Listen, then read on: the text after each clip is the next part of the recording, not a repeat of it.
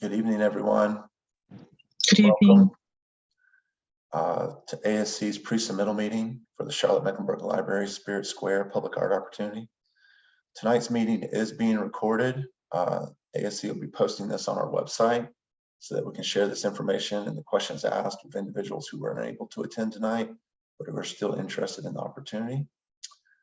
I'm Todd Stewart, ASC's Vice President of Public Art. I'm joined tonight by my colleague, Randella Foster, ASC's Program Director of Public Art, as long as representatives from Mecklenburg County Asset Facility Management, Becky Miller, is our project manager, and architects from Clark Nexon, Shan Resching, and Snowheada's Director of Landscape Architecture, Darlene Montgomery. So thanks to everyone for joining. And we're going to begin. Some housekeeping measures to begin with. In terms of Zoom, if you would all please mute your audio until you're ready to speak. So allow us to all hear who is presenting more clearly. You can mute and unmute yourself using the microphone icon. If you have a question during the presentation or a comment to make, I'd suggest you use the reactions button. You can raise your hand and either myself or Randella will call on you. Another good way to hold on to a question, a comment, or to share it as the presentation is going on without interrupting is to use the chat feature. You can select the speech bubble icon. That'll pull up a prompt to write your script or text. You can either share that with everyone or designate key people that you want to share to, myself, Randella, or whoever. I'd like to begin by giving a little bit of information about ASC as an organization and how we manage the public art program for Mecklenburg County. So ASC has been involved in project management for public art since 1992. And then in 2002 and 2003, both Mecklenburg County and the city of Charlotte both adopted separate 1% for art ordinances that designated ASC and the Public Art Commission as the administrators of those ordinances to appropriate 1% of eligible capital improvement project funds to the creation of public art, either directly tied to the capital improvement projects or at least used on site somewhere within the geographic area. We try to tie them as closely to the funding source as possible. Through those ordinances, ASC administers the public art ordinance for Mecklenburg County, the city of Charlotte, and through the city of Charlotte, the Charlotte Douglas International Airport.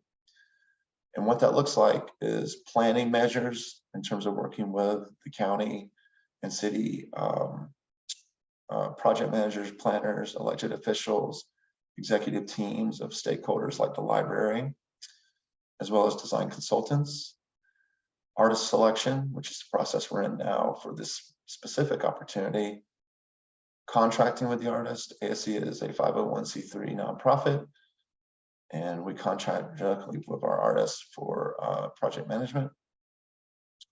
And then community engagement, which is a requirement of each of our projects. Facilitation of design, fabrication, and installation of the artworks with Public Art Commission oversight. And I'll speak a little bit about the Public Art Commission further later on in the presentation. I'm proud to say that ASC has accomplished 190 projects to date through this ordinance.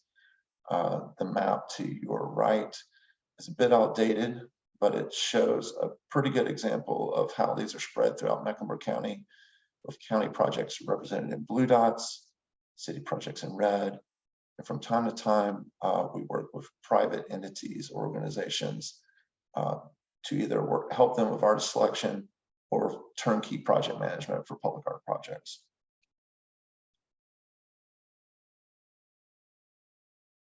All of this was accomplished through a public art master plan, which was drafted and adopted prior to the adoption of the ordinances. And within that, the essential information and the driving force behind what ASC does in terms of public art is that public art serves as a catalyst for connectivity, bonding people to a place and one another, generating a greater sense of pride and responsibility for places that enhance quality of life and celebrate communities' unique attributes. ASC releases two types of calls to artists: requests for qualifications or RFQs, which is what the Spirit Square opportunity is, and requests for proposals or RFPs. We prefer RFQs because we feel that it allows artists to come on board, speak with clients, design consultants, ASC staff, community members and stakeholders to get a bigger, fuller picture of the scope of work, the context for the work, and to create a more nuanced project with greater sense of place. All this is done with the Public Art Commission in mind. That is a 9-member volunteer community board with appointees from the City of Charlotte, Mecklenburg County, and the Arts and Science Council. And their role is to oversee the artist selection for 1% for Art ordinance projects, as well as approval of the various design phases that we ask our artists to accomplish as part of their respective projects. In addition to their duties overseeing the overall program, our artist selection panels are chaired by 1 member of the Public Art Commission, and they help us facilitate those meetings that are comprised of art and design professionals and community and stakeholder representatives. Through our RFQ process, we hold 2 meetings. The first meeting is to select 3 to 5 finalists from the eligible applicants. Those finalists are invited to interview for the commission at a later meeting, and the artist selection panels make a recommendation to the Public Art Commission, which the Public Art Commission chair brings to that body for consideration. The criteria that our applicants will be reviewed by is originality and creativity of past work, exemplary technical competence, comparable scale of past work, professional qualifications and experience, and consistent quality and production of artwork.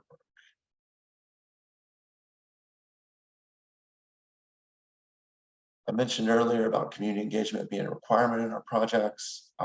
This is a crucial step for us in terms of fulfilling our needs and the desires of the community and the elected officials and ASC in terms of making sure that the community's voice is heard and that their interests are considered in the design development process for each work of public art. ASC involves community members and organizations and groups through a myriad of ways throughout the process. Community members serve as representatives on our artist selection panels. And then we ask that our artists and help to facilitate these meetings at various touch points throughout a project as the design is being developed. So typically that occurs between concept and schematic design so that the client, the stakeholders, the Public Art Commission have had a chance to review the overall direction that our artists plan on taking a project, to give it their blessing and approval, and to set a good example and expectation with our community members on terms of having concrete information in how the project will begin, or the foundation conceptually, which a project will carry forth, so that they can then dialogue, weigh in, give feedback. From time to time, we do more informal meetings between our artists and community groups to help them ideate, to help them understand who they're designing for, and to serve as inspiration before they even begin their conceptual process. When possible, we partner with the city and county for inclusion of our artists in the larger project public meetings. We will not have the chance to do that with the Spirit Square opportunity. Design work is well underway, and a lot of the public meetings and public input for that has been accomplished years prior, but ASC has done this numerous times, and we're here to help our artists as much as we can in terms of getting them in touch with the appropriate communities, and then helping to facilitate those meetings. I'm going to put this in here at this portion of the meeting just for your reference. If you have any questions about ASC, about the public art program, about this specific project, or how to apply, please reach out to myself or Rendell Foster. Our contact information is there. Don't hesitate to reach out. You can also find more information about ASC on our website, www.artsandscience.org, with specific pull downs for the public art program. Those have links to both some recently accomplished projects, some current in progress projects, and there are separate ordinances for the city and the county, as well as a pull down for calls to artists which is linked there. That is all of our current open calls that you are eligible to apply to. And then I'd recommend and encourage you all to follow us on Facebook and Instagram at ASC Charlotte for upcoming news and how ASC is working with and helping and supporting Charlotte's cultural community. All right, I'm going to go over a lot of the information that was provided in the call to artists, request for qualifications, try to expand upon that, and share some additional renderings that we have of the specific site.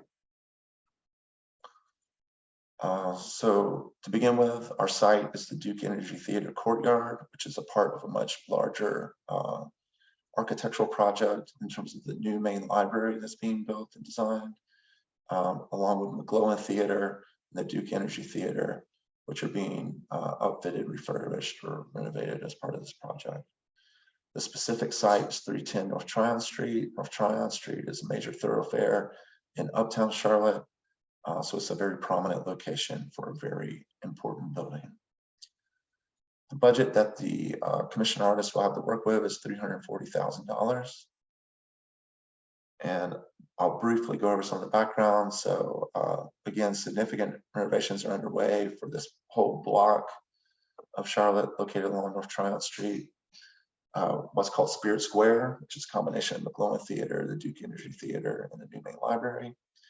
The new main library will be an architecturally distinctive and state-of-the-art, technologically advanced knowledge center and public commons that provide the resources of a 21st century library to the communities of Mecklenburg County, and furthers the Charlotte Mecklenburg Library's mission to improve lives and build stronger community by strengthening public engagement, supporting economic opportunity, and connecting community resources. So library in a much broader sense, a very 21st century library.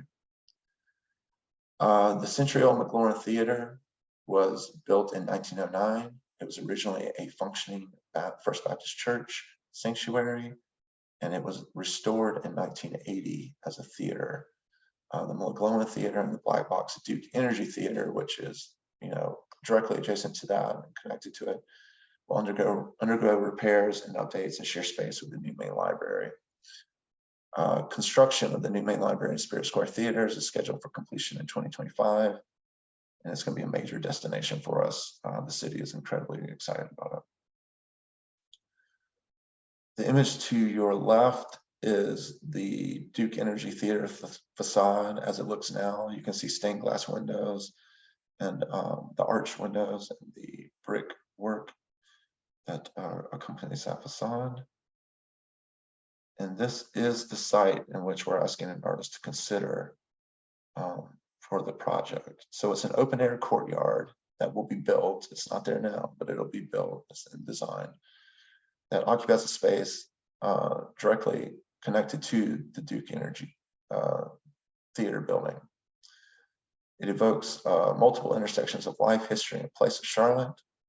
The space has direct adjacency to and visibility of the shared lobby space within the new main library. There's great potential for experiences that are immersive, site-specific, and flexible to accommodate other programs and activities. So this space, and I'll show renderings in a minute, will be a glassed enclosure, no ceiling, fully open to the air. Right now, the design calls for 2 ginkgo trees planted in the middle, with pavers as the flooring.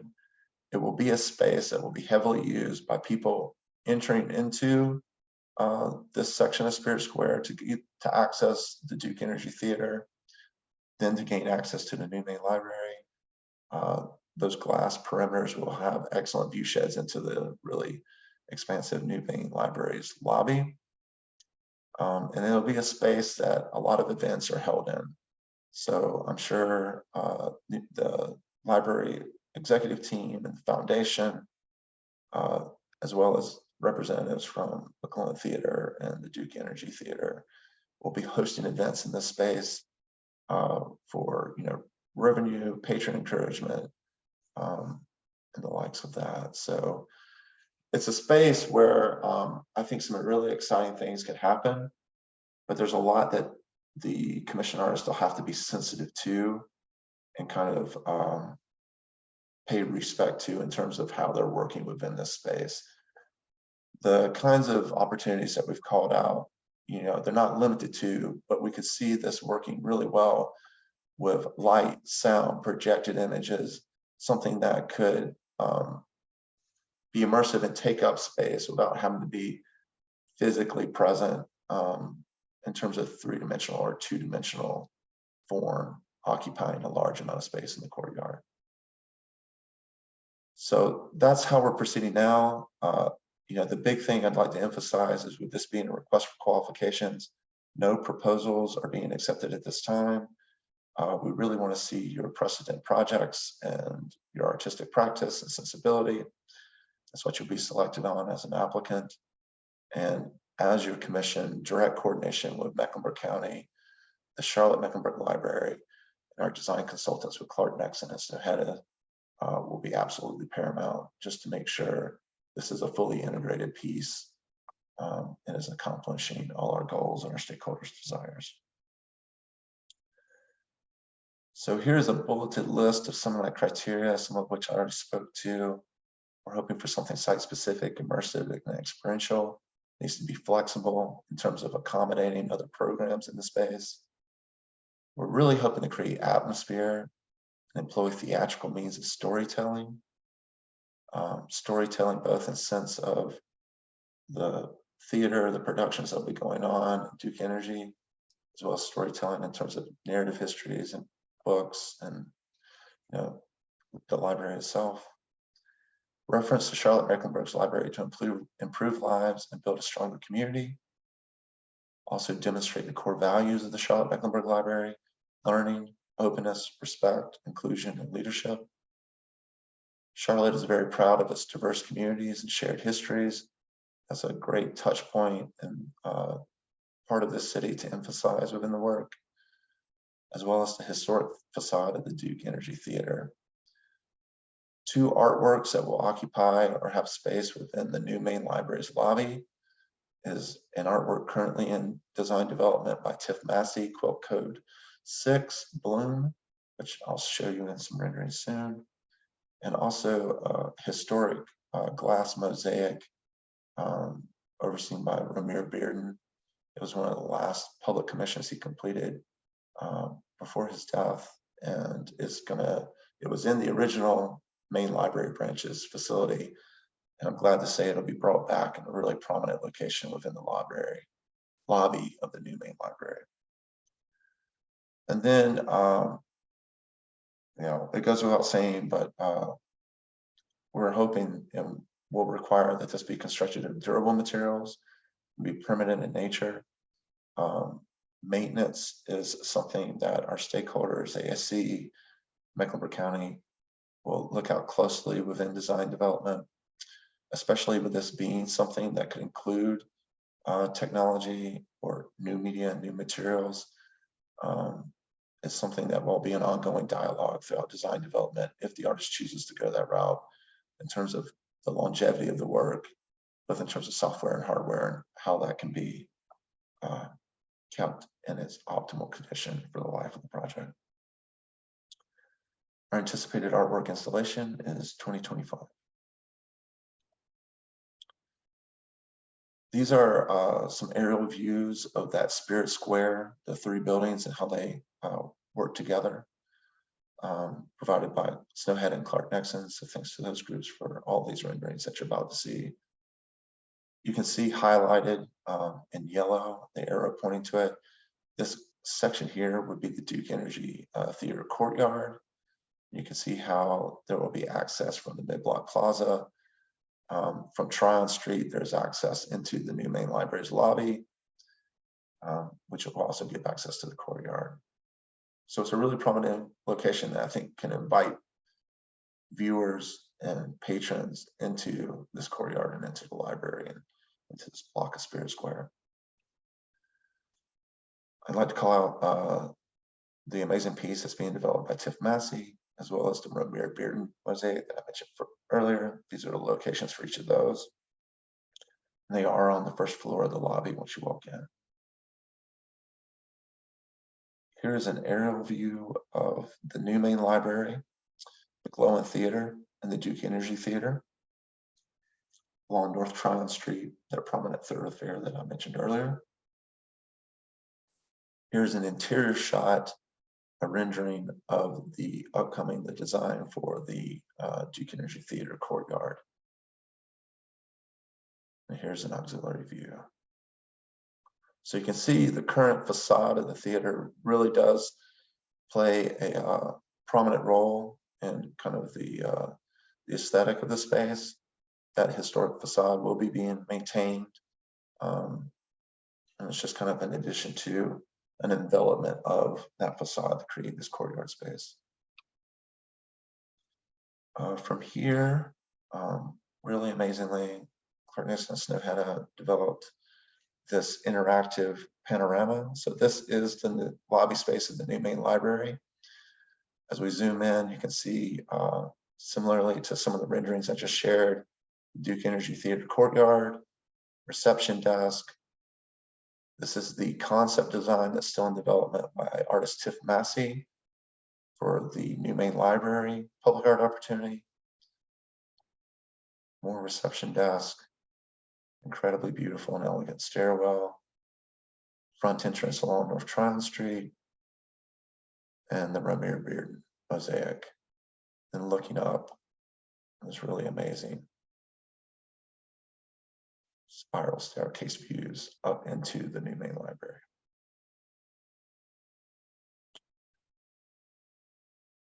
All right. I'm going to ask everyone to, you can of course put questions in the chat, but we're going to move on from the overview of the content found in the Call to Artist to provide some more information on applying for this commission, applying to Slide Room, and the submission requirements and materials that we're asking you to apply with. And I'm going to ask my colleague, Rendella Foster, if she will please go through that. Rendella, just let me know when you need to advance the slide, and I'll be glad to do so. Sure, thank you, Todd. So just briefly, just some helpful hints as we've been receiving applications over the years. These are some things that we felt would be beneficial to share with you prior to submitting for one of our Call to Artists. So the first thing, of course, is start early. Don't wait until the last minute to apply, because it never fails that there is some type of computer glitch with Slide Room, or you are actually in the middle of applying at 11:58 and you haven't completed it at 11:59, and it will not allow you to submit after 11:59 p.m. Eastern Daylight Time. So, you can start early, begin working on it, come back to it later, but just submit super early. We do request a letter of interest, or we also now offer you the option to submit a video of interest. Here, we encourage you to express your interest in the project, what your essential interests as an artist are. We want you to mention any relevant experience you have with public art or community projects, and then draw those connections with this specific project. Again, discuss your process for conceptual development, designing and fabricating work in general. You can discuss a little bit about, is your work typically site specific, and you can provide examples, so you can reference images of artwork that you've included in your portfolio for those. Also indicate whether you're comfortable involving communities in your artistic process. As Todd mentioned, community engagement is required with all of our contracts, and we want it to be not just a check the box type thing. We want it to be an opportunity for you to gather information that you need that will help further inspire your concept design that highlights some aspect of that community and that culture. Also indicate that ways the viewer may experience your work up close and from a distance. And of course, close with why you think you would be the best artist for the commission. We have an example of letter of interest from Stacy Utley, who was commissioned for the 5 Points Plaza for the city of Charlotte. The panel was very impressed with his letter of interest. Again, he mentioned all of those things that I discussed previously about, indicating his interest in the project, a little about his background, aligning previous projects with how this could potentially meet the same goals as that we were requesting for this particular project. And then just basically stating why he thinks that he and his team would be the best artists for the commission. And again, of course, mentioning those community connections and the comfortability of working with community, because that is very important in these processes. And the next slide, please. And so again, you have the opportunity not only to share your CV or resume, but also a biography. Your resume, of course, is going to include all of your art-related work experience in chronological order.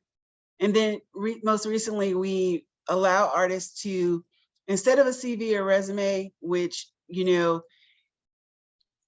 highlights all of the experience that you have. So you could be a self-taught artist. You may not have that much experience. So we offer you the option to share a biography with us, just highlighting a particular artwork, your approach to it, what inspired you, how the process went. And that's just an alternative to submitting that CV or resume. To the right, you can just see an example of Stacy's CV and resume, very concise, showing project experience, showing his education, and his academic background as well.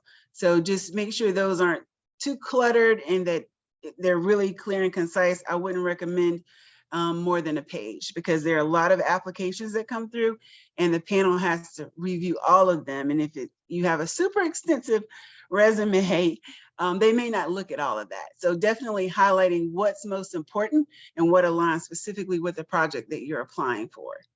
Next slide. Your portfolio images are extremely important. Of course, you may have a lot of images that you like to share. There is a limit. So we request that we recommend that you select images and projects that align with the type of project that's outlined in the RFQ or the RFP that you're applying to give the panel a sense of how you approach projects that could be similar in scope. The image quality is extremely important as well. They should be clear, they should be focused. We don't recommend submitting composites, which is an example to the left. This artist, he actually, the work for this project was integrated sidewalk tiles, and he wanted to be able to share what those screen prints look like. And so these can be confusing to the panel and not very aesthetically pleasing. And so we don't recommend that. We recommend selecting one. If you have to use another one of your 8 images to show a different perspective, if it's really important, go ahead and do that, as opposed to just piling in images that really don't help promote you as the best candidate for the commission. The image to the right is more of an image that we're looking for. You have, the surrounding, the environment. You're able to see the shadow that's cast by the artwork, and you have a clear picture of what that artwork entails. And the next slide, please.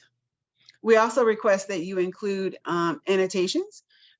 During the media section in Slideroom, you're able to upload the image and also list the title, the artwork, the date, but it may not be enough space. And so we also require that you upload a Word doc or PDF of your annotation. So of course, we want to see the title of the artwork, the date and the location, a very brief description, the media, the dimensions, the budget, of course, and the commissioning agent or client. And this down below is just an example of what that annotated list might look like. And next slide. And references are extremely important. If you are selected as a finalist to come in for an interview, we will check the references. We just recommend, just based on experiences with checking references, that you first, before you list them as a reference, verify that their contact information is still the same. Folks change positions, and that happens a lot. And so just make sure that this is up-to-date information, and also make sure that your recollection of how this project went aligns with their recollection. I've had some cases where those don't align. So you think it was a great project, but they think, oh, well, there were some hiccups along the way and we had issues with this. So just make sure that you're listing someone who's going to give you the recommendation that you need. Next slide, please. And that's it. Thank you. All right, thank you so much, Randella. So now's our chance, your chance to ask any questions. These can be questions about the project, the scope, information that you found in the call to artists, how to apply, or even just about ASC in general and our process for managing public art. I'll be happy to answer anything if I'm able to. We did have a couple of questions already in the chat, so I'll refer to those. One of them was answered in the chat as well. So does the courtyard have a roof? If so, is it opaque or transparent? The courtyard does not have a roof. It will be completely open to the air. So that'll be a really key feature of that. Are there eligibility requirements related to Charlotte, local connection, residency? So in terms of eligibility requirements, there are. One is a completed application. It's open to all US-based artists, so it's a national search. We do ask that artists have completed a project with a budget of $140,000 before applying to this opportunity, so roughly 40% of the project budget of $340,000. And I'm going to leave the presentation up so that we can refer back to images. I'll pull one up of the courtyard now so that we can look at that. But please, if you have a question, feel free to just unmute yourself and ask. Use the reaction key to raise your hand or put it in the chat. All those are. So how much is the total area which we have to cover for commission? So the Duke Energy Courtyard, in terms of its actual dimensions, I don't know, the square footage is approximately 1,700 square feet. 1,700 square feet. Okay. And do we, are we specific for any medium, or you're fine to do the relief art, some kind of pop-up art, or just the flat colors or flat work? What was the last thing you said? Or just what? The bas relief art is little pop-up art, which is a two-dimensional, three-dimensional art, little bit from the wall. Right, yeah, I know bas relief. Okay. So in terms of the call of what we're looking for this, I think all media, all approaches will be considered. But we are looking for something that definitely will be a little more ethereal, immersive, site-specific. You know, some case studies in which we looked at when deciding to scope, artists that use light, use sound, could influence space and impact that space without creating something so physically imposing in the space as to take over the facade of that historic Duke Theater or the. So those are the things we'll be considering. This is not a request for proposals, but it is good to keep in mind in terms of as an artist and your sensibility, what this would afford you, what you could bring to the table, but we'll be selecting artists based on their applications and precedent projects. Any restrictions with the design? What was that? Is there any restriction with the design that this should not be there, that symbols not be there, or it should be abstract, or it should be only realism, anything like that? I mean, there's definitely going to be restrictions in terms of like offensive content, things like that, language, you know, probably would steer clear of any religious connotations with public dollars. But that is really something that as the artist who's commissioned for this gets on with the project team, learns more about Charlotte Mecklenburg Library, their desires for the projects, meets with the community, learns more about the voice of the community and their interests. I see it developing more in that. So I don't want to list a bunch of like, no, no, no, no, no, but I'm hoping it becomes pretty clear and evident once we begin this process of, you know, the route to take. Thank you. Got a couple of more questions in the chat how much space remains in the courtyard between the trees. Darlene or Shan, do you have an approximation on that? And if not, that's fine. Yeah, I don't right now. I can't, but we can measure it and get back to you. Yeah. And there, just to clarify, there are 4 ginkgo trees, but 2 kind of tree pits. Gotcha. In the site. So 2 pairs. Yes, that's right. Is there any chance that the artist could ask that the trees be left out? I don't believe so. We don't really, I mean, this will be a collaboration, but in terms of the design for this space, I wouldn't go into it asking for such a monumental change as that.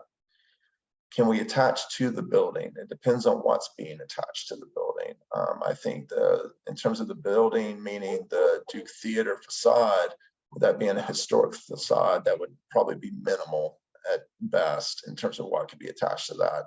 There is additional structure being added to envelop that to create the courtyard, and I'm sure that's fair game. I mean, I'm not expecting anyone to magic this into existence in terms of like wanting this ethereal immersive thing. It's going to have some physical elements and some means of producing that effect or this experience. And I think it's something best. We're just gonna have to really dive into the structure and the mechanics of what this space are through various design team meetings once an artist is on board to figure out how that can what the opportunities are for that. Stephen Galloway, you have your hand raised, sir. Do you have a question? Yes, it's kind of a 2-part question. Thank you so much for all the information so far. The first question is there a storefront system at the ends of the courtyard? It looks like there's a storefront system in the lobby of the library, but then it also seems like it extends across the back end of the courtyard. I'm not sure. I mean, like, I'm not sure. Like in that rendering right there, Yeah. the glazing, that there seems to be a glazing system going all the way across the courtyard. It's, Probably. yeah, sorry, that's right. It's actually a double glazing. There's a glass hallway there, that kind of a bridge condition into the back of Duke Energy there. Okay. And it terminates in the entrance to the mid-block plaza at that point. Yeah. Okay. And is the close end, the sort of direct opposite of that, of the courtyard, also enclosed in that way? No, it's just a single pane of glass at that end. And then you see the doors are both facing the lobby. Right. If that makes sense. Okay, and then the second half of the question is, can we consider changing or affecting the glazing on the library side storefront? So I would say, I mean, my gut says no in terms of impacting the actual glass used in the glazing of the architectural glass. Something that we discussed in previous design meetings was if there was additional layer, like an additional artistic glass or some kind of condition added to that. But I think in terms of warranties, in terms of the materiality of the design itself and the constructability of it, just for a myriad of reasons, we're gonna have to keep that glazing and as designed by the architects. But if there's something that could work in concert with it, at this phase, I would say that could be entertained. It would just depend on the specifics. Okay, great. Thank you very much. All right. I have one more question. So what is the timeline of this project? Very good question. Let me pull up. I got on my phone the review so I can answer these questions. So we have the call open until June 9th. So you're eligible to apply until then, 11:59 p.m. Eastern Standard Time. June 9th is when the call closes. We'll have 2 artist selection panel meetings to select finalists, and then the commission artists, as will occur in July and August of 2023. Then we're going to begin artwork design development, probably late September of 2023. That is when we'll have the artists officially on board, do design team meetings, meetings with consultants, meetings with community groups, meetings with the library and stakeholder teams, just to give our selected artists as much grounding in the design and in the project as we possibly can. From there, we'll have 3 phases for our design development. The artist will begin with concept design, which is the general or overall idea which you want to propose and carry through for the life of the project. Then I would say 2 months or so, 2 to 3 months from that time, the artist will deliver a schematic design, which is basically how you plan on implementing your concept, begin outlining line items for the budget, fabrication descriptions, possible subcontractors you could work with, materials, further development of renderings, things of that nature. That gets approved. And I would say probably another 3 months, we would be looking for final design documents if the schematic was approved, and that would be your engineering documents, any proposals for basically just everything that you need to deliver to us that we need to be aware of, that the Public Art Commission needs to be aware of before we give you notice to proceed with fabrication. So I would say, you know, by spring of 2024, summer 2024, we are wrapping up design development and giving an artist notice to proceed with fabrication so that we can install this in 2025. Very great question. So 2024 to say spring to summer is the end of the planning and design, and then working. Right. Another question in the chat is, what is the ceiling height?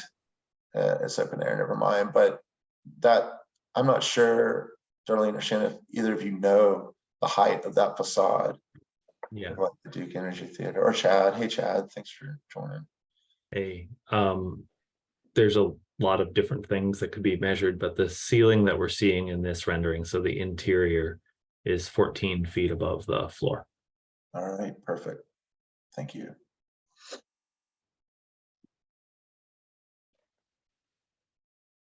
Any other questions?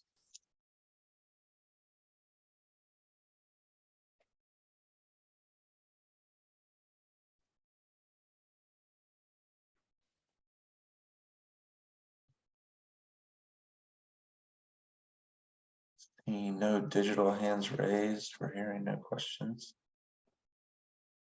I think we'll adjourn.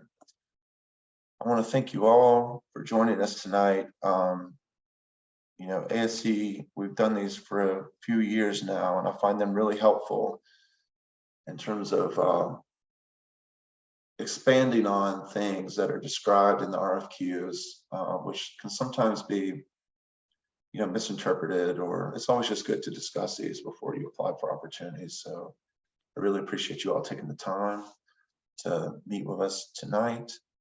As a reminder, our deadline is June 9th, 2023. That's 11:59 p.m. You are submitting your materials through Slide Room, which is our online review platform. Myself, Rendella, we are not IT experts. If you have an issue that comes up with Slide Room, you can ask, but I will probably not have an answer.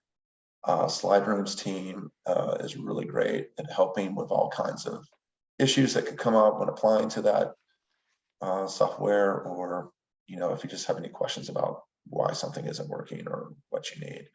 Any specific questions about the opportunity, though, please reach out to Rendell and I. And anyway, I look forward to seeing all your applications.